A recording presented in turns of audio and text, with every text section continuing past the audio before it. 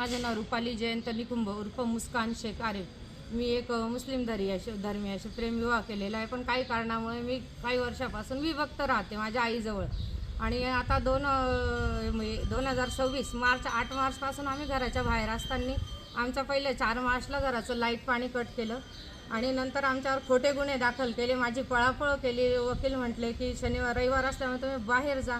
आम्ही घरी नसताना 2च दिवस नातेवाईकांकडे गेले. तोपर्यंत इथं बेकायदेशीररित्या माझा रस्ता बंद करण्यात आला, सिमेंटच्या कच्च्या ब्लॉकची भिंत घालून. आणि तसं आम्ही घराच्या बाहेर आम्ही कोर्टाकडे दाद मागली.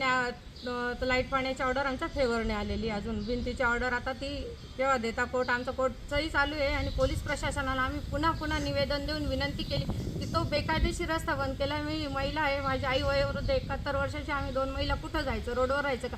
नातेवाईक कोण किती दिवस ठेवला आता आम्हाला कुणीही ठेवायला तयार नाही, कुणाचाही सहारा नाही. आणि स्थानिक माजी नगरसेवक लक्ष्मी बागुल, तिचा पती दिनेश बागुल आणि हे सगळे गल्लीतले आजूबाजूचे सगळे मिळून आमचं जगणं हराम केलं.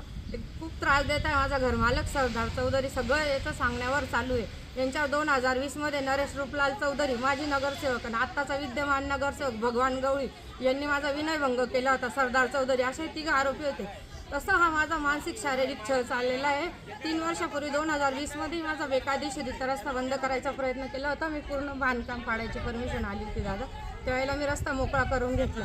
आता आम्ही घरी नसताना पुन्हा यांनी रस्ता पूर्णपणे बंद केला. माझं जीवनावश्यक सामान सगळं घरात आहे. घर सामान, जरुरी कागदपत्र, पैसे, अडके ते सुद्धा यांनी ठेवलेलं. ते गाळ केलं. आम्हाला काहीच माहीत नाही. मला जिवंत जाळण्याच्या, सामूहिक बलात्काराच्या हा दिनेश बागुल आणि हे शरद नेरकर, हे पंडित धनगर, विठ्ठल धनगर यांचे मुलं ही सगळी गल्ली देते. माझं जगणं जाणं येणं सगळं मुश्किल केलं आणि पुन्हा माझ्यावरच खोटे गुन्हे दाखल केले. माझे चुकीचे व्हिडिओ बनवून व्हायरल केले.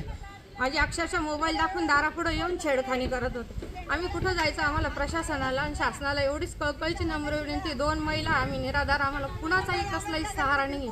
आपण माझा प्रशासनाला जाहीर सवाल आहे, आपण गुंडशाहीत राहतोय का हुकुमशाहीत राहतोय का कायद्याचं संविधानाचं राज्य आहे? एकीकडे मोदीजी म्हणतात देशाचे माननीय प्रधानमंत्री की बेटी बचाव बेटी पढाव, आणि हा स्थानिक नगरसेवकांनी का अत्याचार चालवला आहे माझ्यावरती?